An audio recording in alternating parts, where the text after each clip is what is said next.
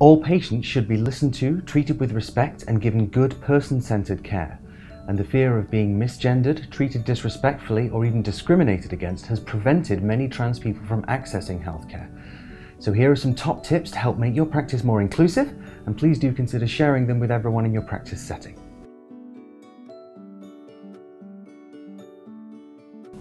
Ask about someone's gender identity if you're unsure. Please don't try to guess or just assume.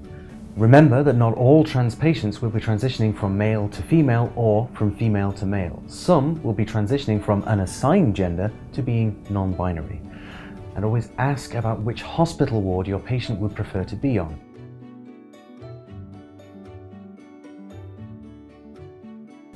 Use your patient's preferred name, title, gender, and pronouns like he, she, or they when talking to them. And avoid labels like boyfriend or girlfriend when talking about your patient's partner or partners, and just say partner.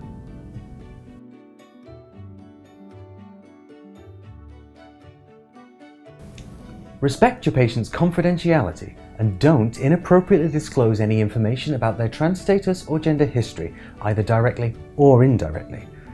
And if a patient asks for their medical records to be updated with their new name and gender, you can do this. You don't need to wait for a new NHS number or birth certificate, you can just make the change.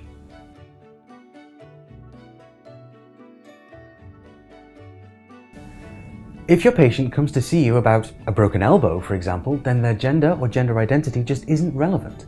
It isn't relevant for a lot of patient health concerns, and this can be a form of diagnostic overshadowing. So take care not to mistakenly assume that a patient's health concern is related to their transition or to transition-related healthcare, because then you may end up missing the real cause.